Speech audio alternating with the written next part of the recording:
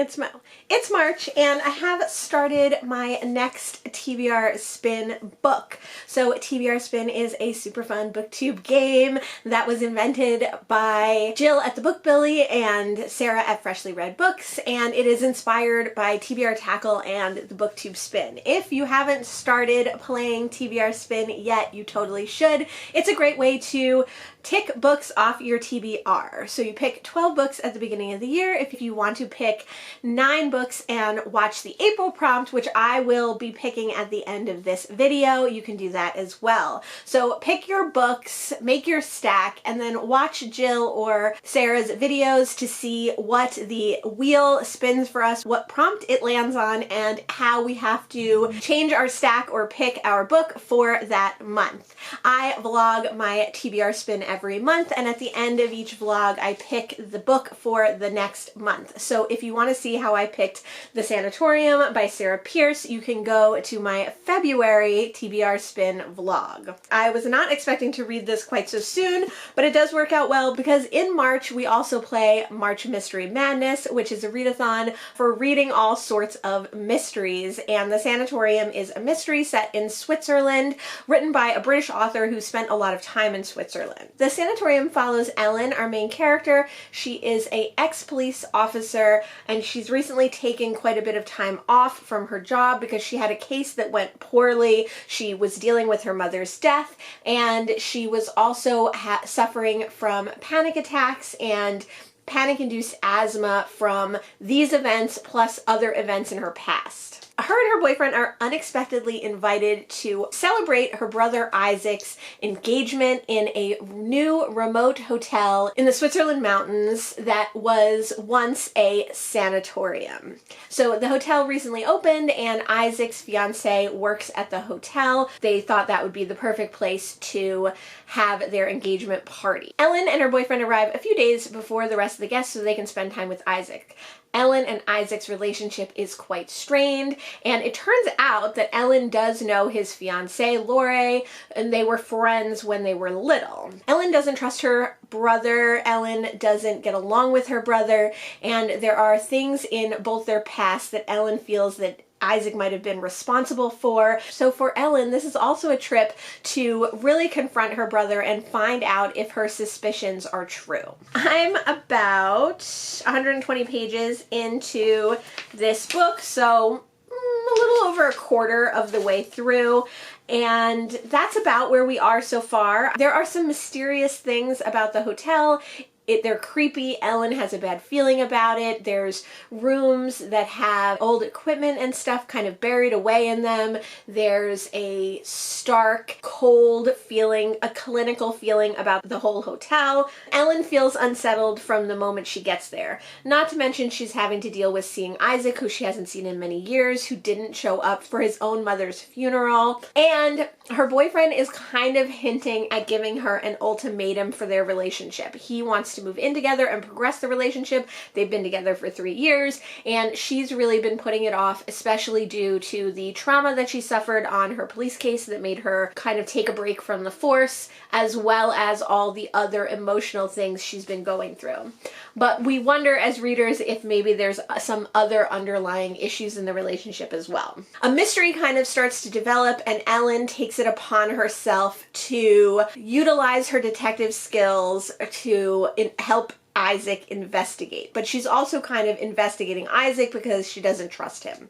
So that's kind of where we are in the book. It's very quick. I've only read it for a couple of hours. Even though it's quite long at 380 some pages, it's going to go by really quickly, I think. I have to say that already it's not off to a great start for me. There's already quite a lot of plot holes and uncharacteristic voices for these characters. The only thing we really know about Ellen from the start is that she's extremely nervous, she has panic attacks, she struggles with anxiety. One of the reasons is because she kind of botched this big case she's on.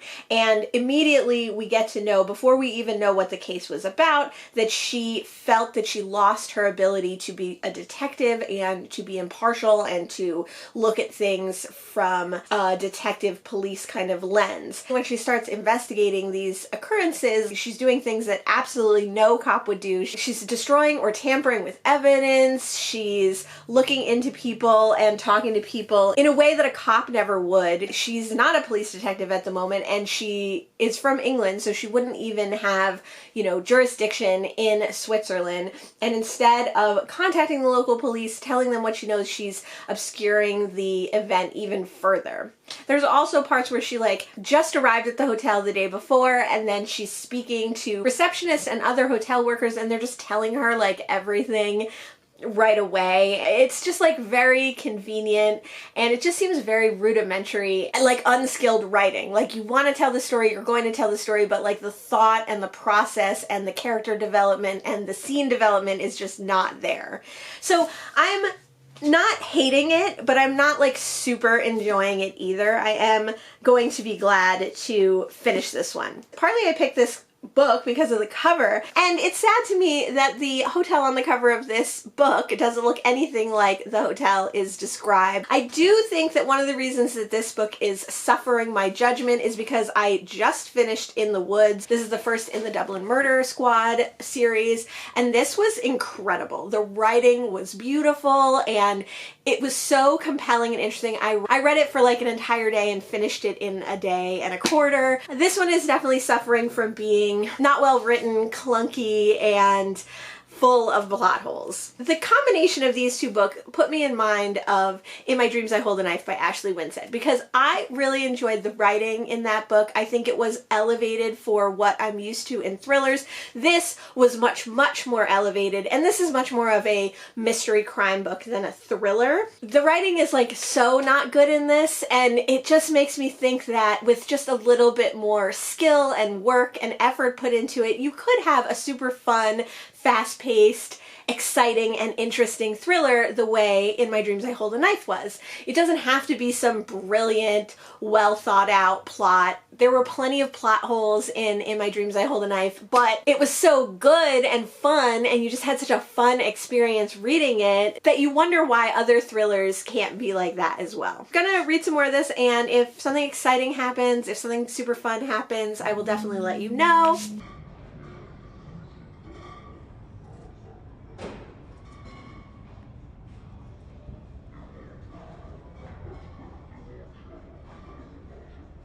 It's the middle of March, quite a long way before we pick the new TBR Spin prompt for April. And I've been waiting to update you on my final thoughts on the Sanatorium because I really didn't like this book. This book is so far the worst book that I've read in 2023. I'm happy that I read it. It was very, very quick.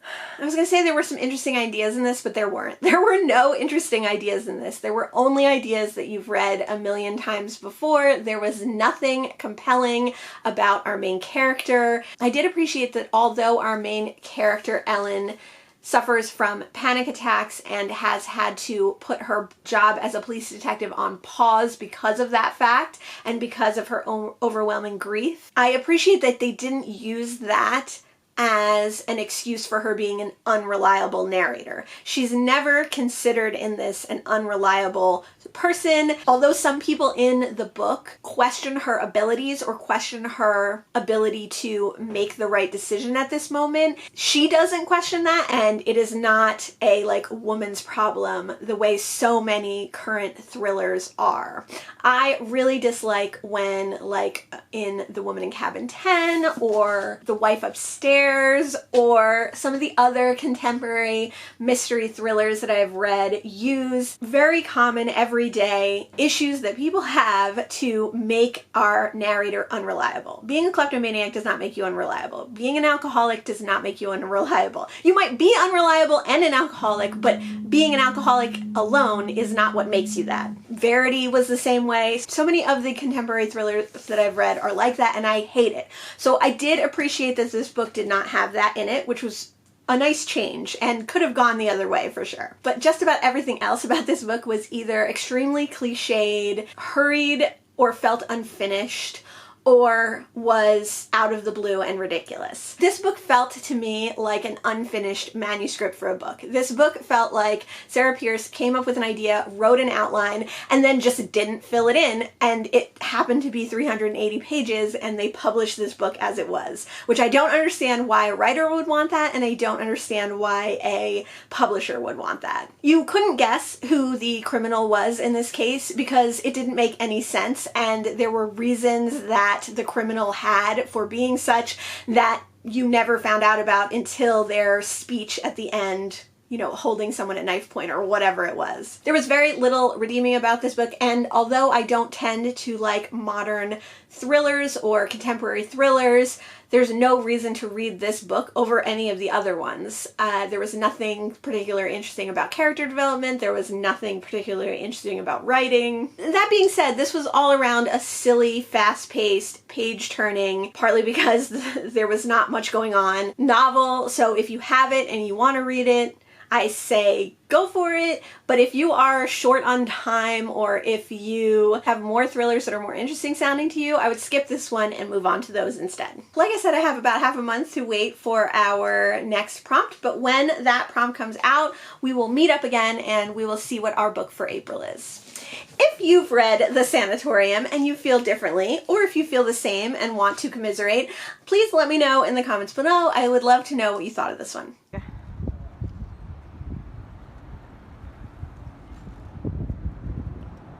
I totally forgot it was April 1st until I saw Freshly Read Books has a new video for TBR Spin. Don't mind this box right here. So let's watch that together.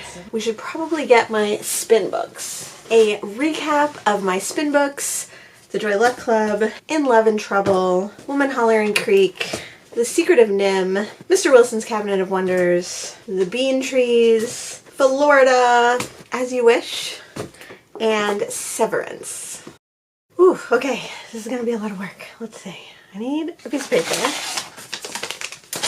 paper, and I need Goodreads. So my total number of pages read in previous books is 1,043. So Karen's prompt says that if you read over 600 pages, which I definitely did, you can pick any book off of your stack to read for this prompt. Now, I think if I had to pick any book off of this stack to read this month, I think I would pick Florida because I was a little bit sad not to pick this one last month. So this is going to be my pick if I use Kieran's prompt to pick my book. Let's watch the rest of the video. So when Sarah spun the wheel, the prompt landed on read a book from an author that you've read before, and that wouldn't count for this one. The only two books on the stack that I have read from the author before is In Love and Trouble by Alice Walker and Women Hollering Creek by Sandra Cisneros. I've read a couple of books now from Alice Walker, and the last book I read from her was a short story collection, so I think I'm going to go with Women Hollering Creek and Other Stories. I've only read one Sandra Cisneros, and I liked it okay, but it was more of a young adult novel told in vignettes, so it wasn't maybe the best representation of her work, although it was her most well-known work. So I think I'm going to go ahead and read Women Hollering Creek and Other Stories this month, as well as Florida. I'm going to try and read both of these. Now, my April is pretty frickin' busy, so if one or the other of these have to extend into May, that might just be what we have to do. But I'm excited about both these works, and that also means that I have to put another book on my TBR Spin stack because now I'm short a book. So let me look really quick and see what book I might pick. I don't have a lot of diversity in this stack right now. I mean, it's not the worst. 1, 2, 3, 4. I have 4 white authors and 1, 2, 3 authors of color. I don't have any queer work, so I think what I would like to do is pick a queer book for this stack. So let me think about that for a second and I'll be right back. So I very quickly and very easily decided to pick Ruby Fruit Jungle. I've been wanting to read this one for a while, but I just haven't gotten around to it, so hopefully the stack will make me read it. That is all. We've picked our books for May. Come back next month to see my TBR Spin vlog for these two. Thanks so much for joining me today, and I'll see you in the next one.